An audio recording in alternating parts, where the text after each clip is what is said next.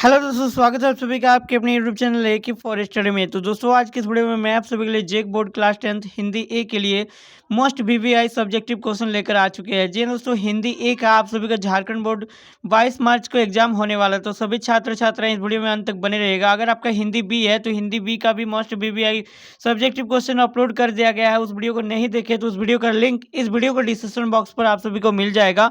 अगर आपका हिंदी ये है तो इस वीडियो में लास्ट तक बने रहेगा। वीडियो पसंद आए तो प्लीज़ वीडियो को दिल से लाइक कर देना है। आपके लिए जितने सारे प्रश्न लाया हूँ ये बार बार पूछा गया सवाल है और काफ़ी इंपॉर्टेंट सवाल है। ये आपके एग्जाम में जरूर यहाँ से पूछा जाएगा। जी हाँ दोस्तों, तो सभी सवालों को आपको एक बार जरूर करके जाना है। एग्जाम से पहले अच्छे से पढ़ लेना है। चलिए, पहला प्रश्न यहाँ पर देख सकते हैं। कवि ने कठिन यथार्थ के पूजन की बात क्यों कही है? तो दोस्तों, इसका आंसर कुछ इस प्रकार से है। कवि ने कठिन यथार्थ के पूजन की बात इसीलिए कही है क्योंकि हर किसी को अपने जीवन में एक कठोर सत्य को सुनना और अपनाना पड़ता है। यहाँ कवि ने ये स्वीकार करने को कहते हैं कि आज के समय के विषम परिस्थितियों से बचकर कहीं नहीं भागा जा सकता है। तो इस प्रकार से आपको इसका आंसर करना है। नेक्स्ट यहाँ पर देखिए, मोस्ट वीवीआई क्वेश्चन है आपको, जो कि कविता के पार्ट से यहाँ पूछा जाएगा। सूरदास के पद अगर आप लोग ने पढ़े होंगे तो उसमें भी एक है आपका। तो यहाँ पर आप लोग देख सकते हैं प्रश्न 2। यहाँ पर भाव स्पष्ट कीजिए। एक कविता का जो पंक्ति है उसका जो क्या अर्थ आपको बताना है। तो देखिए यहाँ पर क्या कह रहा है कि प्रभुता का शरण बिंब केवल मृग तृष्णा है, हर चंद्रिका में केवल एक रात कृष्णा है। तो इसका अर्थ क्या है? तो इसका अर्थ है दोस्तों, इस पंक्तियों में कवि गिरिजा कुमार माथुर जी के कहने का मतलब यह है कि मनुष्य अपने सुख, समृद्धि, मान सम्मान और धन दौलत आदि के सुख को पूरा करने में लगा है। सुख केवल कुछ समय के लिए है। वैसे ही जैसे एक रेगिस्तान में एक प्यासे को पानी की आस में सूर्य की रेत में पड़ी चमक को पानी मान लेता है, क्योंकि वहाँ रेगिस्तान पर जाने पर देखने को मिलता है, बहुत दूर से दिखाई देता है कि पास में पानी है, बट पानी वो एक्चुअल में नहीं होता है। लेकिन उसके पास पहुंचने पर उसे धोखा ही होता है। इसीलिए कवि कहते हैं, यहाँ पर देखिए कवि हो गया, यहाँ पर कवि होगा, इसको करेक्ट कर लीजिएगा दोस्तों। तो यहाँ कवि कहते हैं कि वास्तविकता को प्रसन्नता से स्वीकार करो और अपने अतीत के सुख को याद करके भ्रम में मत पड़ो। यानी कि ये आपका छाया मत छूना कविता से लिया गया है। काफ़ी इंपॉर्टेंट सवाल है। अपने अतीत के सुख को याद करके भ्रम में मत पड़ो, अन्यथा दुख और अधिक बढ़ जाएगा। तो काफ़ी इंपॉर्टेंट चीज़ बोला गया है। नेक्स्ट यहाँ पर छाया मत छूना कविता से ही यहाँ पर लिया गया क्वेश्चन है। छाया शब्द यहाँ किस संदर्भ में प्रयुक्त हुआ है? कवि ने उसे छूने के लिए मना क्यों किया है? तो आपको इसका आंसर कुछ इस प्रकार से लिखना है। देखिए, यहाँ छाया सुख से भरे अतीत की यादों के प्रतीक के रूप में प्रयुक्त हुआ है। यानी कि आने वाले बीते हुए समय को भूलकर आने वाले समय के लिए इंतजार करना है, उसके लिए सोचना है आपको, ना कि बीते हुए सुख की यादें या बीते हुए समय को याद करके अपने आप को पछताना है या फिर अपने आप को दुख देना है। ये करने के लिए कभी मना करता है। यहाँ कवि ने छाया को छूने के लिए मना इसीलिए किया है क्योंकि बीते समय के सुख समृद्धि क्षणों को याद करने पर वर्तमान के दुख और भी बढ़ जाते हैं। तो काफ़ी इंपॉर्टेंट सवाल और काफ़ी मज़ेदार चीज़ कहा गया है कविता में कवि के द्वारा। तो यहाँ पर देखिए प्रश्न 4 क्या बोल रहा है। कविता में विशेषण के प्रयोग में से शब्दों के अर्थ में विशेष प्रभाव पड़ता है, जैसे कठिन यथार्थ। देखिए, कठिन यथार्थ कविता में आए ऐसे अन्य उदाहरण छांट कर लिखिए और यह भी लिखिए कि इससे शब्दों के अर्थ में क्या विशेषता पैदा हुई है। तो देखिए, इसका आंसर आपको इस प्रकार से लिखना है। एक रात कृष्णा, यहाँ पर जो विशेषण या यूज किया गया है, यहाँ एक रात कृष्णा, यह शब्द रात की काली प्रतिमा यानी कि अंधकार को दर्शाता है। सुरंग सुधिया, तो सुरंग सुधिया मतलब इसका मतलब होता है सुहानी। यहाँ यादों को रंग बिरंगी और मन को मोह देने वाले रूप में प्रस्तुत किया गया है। तो इस प्रकार से इसका आंसर आपका देखिए शरद रात, इसी कविता में शरद रात का भी उपयोग किया गया है। वो रातें जो सर्दी से भरी होती है, तो यहाँ पर क्या होगा, शरद रातें। दुधिया हाथ मतलब होता है साहस, साहस टूटता दिखाई देना। देखिए क्वेश्चन नंबर 5 क्या बोल रहा है। मृग तृष्णा किसे कहते हैं? कविता में इसका प्रयोग किस अर्थ में हुआ है? मृग तृष्णा, देखिए जब ज्येष्ठ के महीने में रेगिस्तान में कड़कती धूप की तिरछी किरणें रेगिस्तान की रेत या कहीं दूर सड़कों पर पड़ती है, तब वहाँ पानी के होने का एहसास होता है, लेकिन पास आने पर पता चलता है कि वहाँ कुछ नहीं है। इस छल की स्थिति को मृग तृष्णा कहते हैं। यह शब्द कृति प्राप्त सुख समृद्धि धन दौलत और इज्जत सम्मान आदि के अर्थ के लिए उपयुक्त हुआ है। तो इस प्रकार से आपको इसका आंसर करना है। काफ़ी आसान है, एक बार पढ़ लीजिएगा तो आपको समझ में आ जाएगा। देखिए यहाँ पर बीती ताही विसार दे आगे की सुधिए, यह भाव कविता के निम्नलिखित पंक्तियों में झलकता है। क्या हुआ जो खिला फूल रस, बसंत जाने पर जो ना मिला भूल, उसे कर तू भविष्य वरण। तो यहाँ पर देखिए कुछ इस प्रकार से प्रश्न नंबर 7 देखिए, कविता में व्यक्त दुख के कारणों को स्पष्ट कीजिए। तो देखिए, छाया मत छूना कविता में कवि ने मनुष्य की हरदम कुछ न कुछ पाने की इच्छा को ही दुख का मूल कारण माना है। मनुष्य मन में उत्पन्न कामनाओं लालसाओं की पूर्ति के लिए हरदम कड़ी मेहनत करता रहता है, और जब उसे उनसे तृप्ति नहीं मिलती तो दुख को छोड़ के उसे कुछ भी प्राप्त नहीं होती है। जैसे ठीक समय पर जो कार्य पहले सोच रखा हो उसके वैसे ना होने पर भी दुख होता है। तो इस प्रकार से आपको इसका आंसर करना है। नेक्स्ट सवाल यहाँ पर देख सकते हैं, आपके विचार से माँ ने ऐसा क्यों कहा कि लड़की होना पर लड़की जैसा दिखाई मत देना। देखिए, काफ़ी इंपॉर्टेंट सवाल है ये सवाल, यार बहुत बार पूछा गया है आपके एग्जाम में, तो ये भी सवाल पूछा जाएगा। माँ ने ऐसा इसीलिए कहा है क्योंकि वह लड़कियों पर हो रहे शोषण से उसे बचाना चाहती है। कोमलता और शालीनता लड़कियों के गुण होते हैं जिसे माँ बनाकर रखने को कहती है, परंतु साथ ही यह भी कहती है कि इतना कमज़ोर मत बनाना कि लोगों का अत्याचार सहन करो, क्योंकि कमज़ोर लड़कियों का शोषण किया जाता है। तो काफ़ी इंपॉर्टेंट चीज़ें, इंपॉर्टेंट बातें बोला गया है लड़कियों के लिए, जो उसके ससुराल में उसके साथ शोषण किया जाता है, उस चीज़ को झलकते हुए इस कविता में कवि ने लिखा था। नेक्स्ट यहाँ पर देख सकते हैं, आपके विचार से माँ ने ऐसा क्यों कहा कि लड़की होना पर लड़की जैसा मत दिखाई देना। फिर वही वाला आ गया, तो इसको आपको देखिए यहाँ पर आपके विचार से पूछा जाएगा। एक बार कविता के कवि के अनुसार तो देखिए आपके विचार से इस प्रकार से लिखना है, हमारे विचार से लड़की की माँ ने ऐसा इसीलिए कहा होगा कि लड़कियों जैसा तो रहना परंतु उसके जैसी मत दिखाई देना। मतलब लड़की जैसे कोमल मत रहना, लड़की जैसे गुण सरलता विनम्रता आदि गुणों को तो बनाए रखना, परंतु इतनी कमज़ोर भी मत बनना कि कोई तुम्हारी कमज़ोरी का फ़ायदा उठा जाए।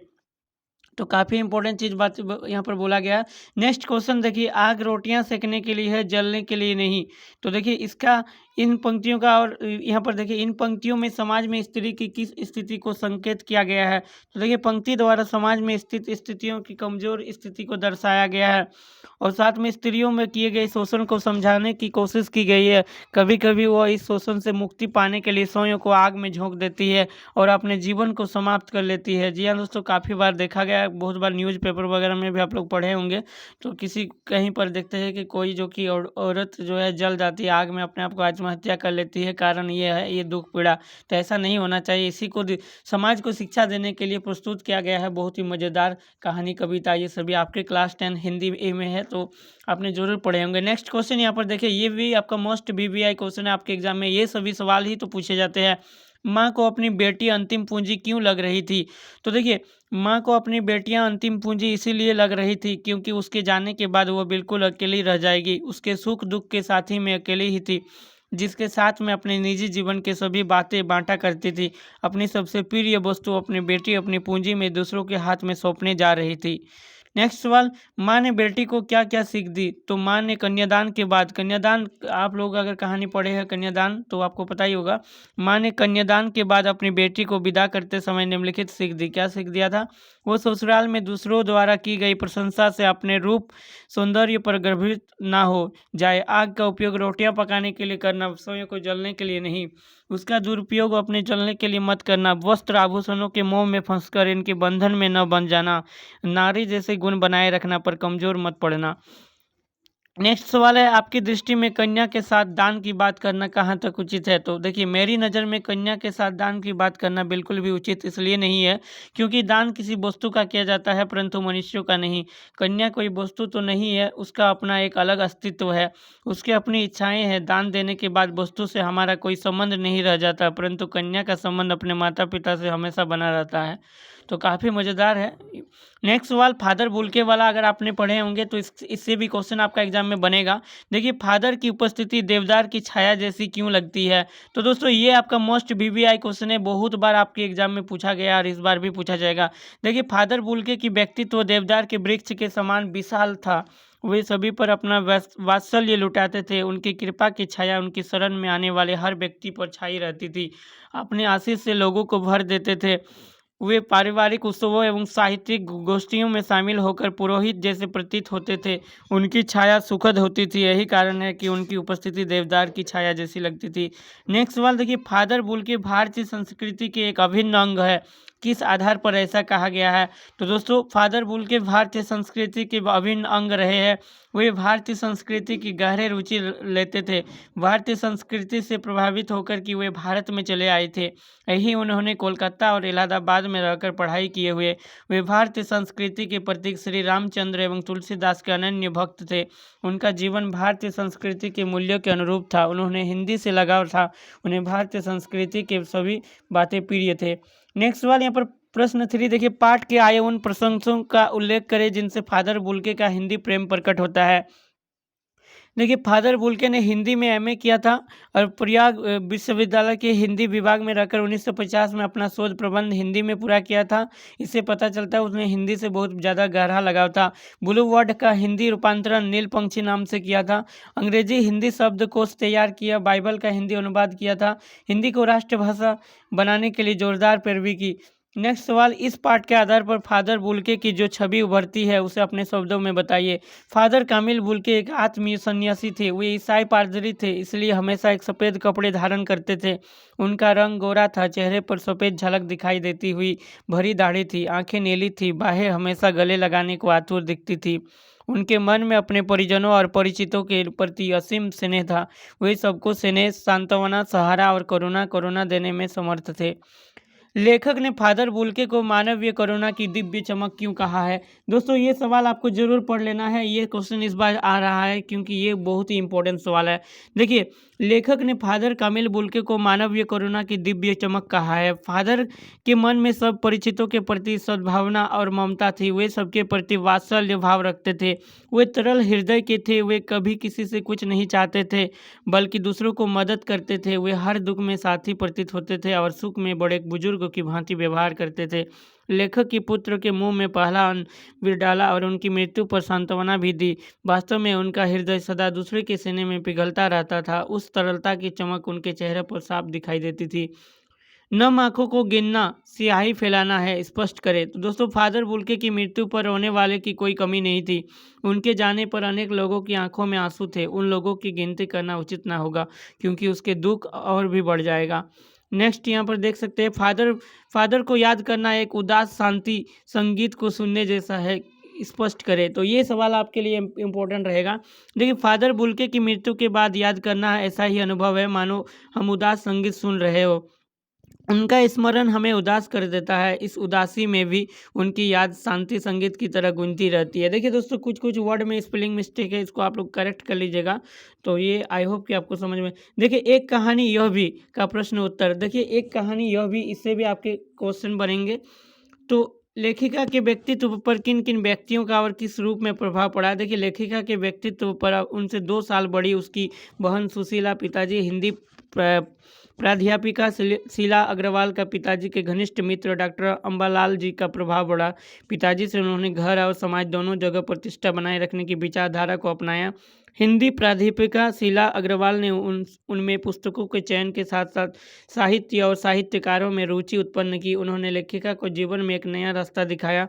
हमें यह कहने में बिल्कुल संकोच नहीं होता कि लेखिका के व्यक्तित्व निर्माण में शीला अग्रवाल के साथ साथ डॉक्टर अम्बालाल जी का भी था। इस आत्मकथ्य में लेखिका के पिता ने रसोई को भटियार खाना कहकर क्यों संबोधित किया है? तो एक कहानी यह भी आत्मकथा के लेखिका के पिता ने रसोई घर को भटियार खाना कहकर इसीलिए संबोधित किया है क्योंकि उनका मानना था कि रसोई घर की भट्टी में महिलाओं की प्रतिभा और क्षमता जलकर राख हो जाती है। उन्हें रसोई के कामों में उलझकर अपनी कला, प्रतिभा, इच्छाओं का यहाँ पर देख सकते हैं नहीं करना चाहिए। वो कौन सी घटना थी जिसको सुनने पर लेखिका को न अपनी आंखों पर विश्वास हो पाया और न अपने कानों पर? एक दिन कॉलेज की प्रिंसिपल ने लेखिका के घर पर पत्र भेजा जिसमें उसके प्रति अनुशासनात्मक कार्रवाई करने की बात कही गई थी। पत्र पढ़ते ही लेखिका के पिताजी का चेहरा क्रोध से तमतमा गया। उन्हें कहा गया कि यह लड़की हमें कहा का नहीं छोड़ेगी। प्रिंसिपल ने लेखिका को घर पर रखने का ही आग्रह किया था। वे लड़कियों को जैसे तैसे कक्षाओं में बैठाते हैं, लेकिन उनके एक इशारे पर सभी लड़कियां कक्षाएं छोड़कर मैदान में एकत्र होकर नारे लगाने लगती है। उनके कारण उन्हें कॉलेज चलाना मुश्किल हो गया था। ये सब बातें जब पिताजी बड़े खुशी भरे स्वर में बता रहे थे तो लेखिका को न तो अपनी आंखें पर विश्वास हुआ और न ही कानों पर। लेखिका की अपने पिता से वैचारिक टकराहट को अपने शब्दों में लिखिए। देखिए इस सवाल को भी कर लीजिएगा, ये आपकी इम्पोर्टेंट ही है। देखिए बिस्मिल्लाह खां, तो देखिए बिस्मिल्लाह खां सजदे में किस चीज़ के लिए गिड़गिड़ाते थे? इससे उनके व्यक्तित्व का कौन सा पक्ष उद्घाटित होता है? देखिए बिस्मिल्लाह खान इबादत में खुदा के सामने झुकते तो सजदे में गिड़गिड़ाकर खुदा से सच्चे सुर का वरदान मांगते। इससे पता चलता है कि खां साहब धार्मिक, संवेदनशील एवं निर्भिमानी थे। संगीत साधना हेतु समर्पित थे, अत्यंत विनम्र थे। सुशिर वाद्य किन्हें कहा जाता है? शहनाई शब्द की व्युत्पत्ति किस प्रकार हुई? देखिए सुशिर वाद्य ऐसे वाद्य है जिनमें नाड़ी यानी कि नरकट या रीढ़ होती है, जिन्हें फूंक कर बजाया जाता है। अरब देशों में ऐसे वाद्यों को नॉय कहा जाता है और उनमें शाह को शहनाई की उपाधि दी गई है, क्योंकि यह वाद्य मुरली, श्रृंगी जैसे अनेक वाद्यों से अधिक मोहक होती है। चलिए नेक्स्ट सवाल यहाँ पर देख सकते हैं, संगीतमय कचौड़ी का आप क्या अर्थ समझते हैं? तो देखिए इसको भी कर लीजिएगा। पठित पाठ के आधार पर मुरहम पर्वत से बिस्मिल्लाह खां के जुड़ाव का परिचय दे। तो बिस्मिल्लाह खां वाले जितने भी सवाल है सभी सवाल को एक बार देख लीजिएगा, काफ़ी इंपॉर्टेंट है। देखिए काशी को संस्कृति की पाठशाला है, तो सभी का आंसर आप सभी के लिए यहाँ पर मेंशन किया गया, आंसर भी है। तो देखिए आप लोग इन सभी सवालों को कर लीजिएगा। अगर आगे ले जाएंगे तो वीडियो और ज़्यादा लंबा हो जाएगा। जॉर्ज पंचम की लाट की नाक को पूर्ण लगाने के लिए मूर्तिकार ने क्या क्या यत्न किए? तो ये सवाल दोस्तों काफ़ी इंपॉर्टेंट रहेगा यार आपके लिए, तो इस सवाल को जरूर पढ़ लीजिएगा क्योंकि ये बहुत बार पूछा गया है। जॉर्ज पंचम की लाट पर किसी भी भारतीय नेता, यहाँ तक कि भारतीय बच्चे की नाक फिट न होने की बात से लेखक किस ओर संकेत करना चाहता है? इसको भी पढ़ लीजिएगा। नई दिल्ली में सब था सिर्फ नाक ही नहीं था, इसको पढ़ लीजिएगा। जॉर्ज पंचम की नाक लगाने वाली खबर के दिन अखबार चुप क्यों थे? ये सवाल आपके एग्जाम में आ सकते हैं इस बार, क्योंकि ये सवाल जो कि काफ़ी बार पूछा गया है। जॉर्ज पंचम की नाक का क्या उद्देश्य है? जॉर्ज पंचम की नाक पाठ का क्या संदेश है? तो ये जितने सारे जॉर्ज पंचम से रिलेटेड है। मूर्तिकार ने भारतीय हुक्मरानों को किस हालत में देखा? तो जॉर्ज पंचम वाले सभी क्वेश्चन को कर लेना। साथ में ही आपको लास्ट क्वेश्चन देख सकते हैं, एलिजाबेथ के भारत आगमन पर इंग्लैंड और भारत दोनों स्थानों पर कैसी तैयारी चल रही थी? तो ये आपके लिए काफ़ी इंपॉर्टेंट सवाल है, इसको भी जरूर कर लेना है। तो दोस्तों इसका पीडीएफ आप सभी को हमारे टेलीग्राम चैनल पर मिल जाएगा, तो मेक श्योर आप लोग टेलीग्राम जरूर ज्वाइन किए होंगे। अगर नहीं किए हैं तो जाइए हमारा टेलीग्राम चैनल को ज्वाइन कीजिए। टेलीग्राम चैनल का यूज़र आईडी है AK4Study1, या फिर इस वीडियो को डिस्क्रिप्शन बॉक्स चेक कीजिएगा तो वहाँ पर टेलीग्राम चैनल ज्वाइन करने का लिंक दिया रहेगा। वहाँ पर आप लोगों के लिए अदर सब्जेक्ट का भी PDF डाउनलोड और हिंदी बी का भी दिया गया है, और आगे आने वाले और सभी सब्जेक्ट का भी प्रोवाइड किया जाएगा सभी क्लास वालों का। तो बस इस वीडियो में इतना ही। इस वीडियो को अपने सभी फ्रेंड के साथ शेयर जरूर कर दीजिएगा। साथ में वीडियो पसंद आया तो प्लीज़ वीडियो को दिल से लाइक कर देना है, और आपको कमेंट करके ज़रूर बताना है कि आपको किस टॉपिक पर या कि किस टाइप का वीडियो आपको चाहिए। मैं आपके अनुसार आप वीडियो ज़रूर प्रोवाइड करूँगा। बस आपको चैनल के साथ बने रहना है। चैनल को ज़्यादा से ज़्यादा सब्सक्राइब करके अपने सभी फ्रेंड को भी बोलना है कि इस चैनल पर पढ़ाई होता है, इस चैनल पर इंपॉर्टेंट क्वेश्चन प्रोवाइड की जाती है, तो शेयर जरूर कर दीजिएगा। तो चलिए इस वीडियो में इतना ही, तब तक के लिए take care, bye bye and thanks for watching.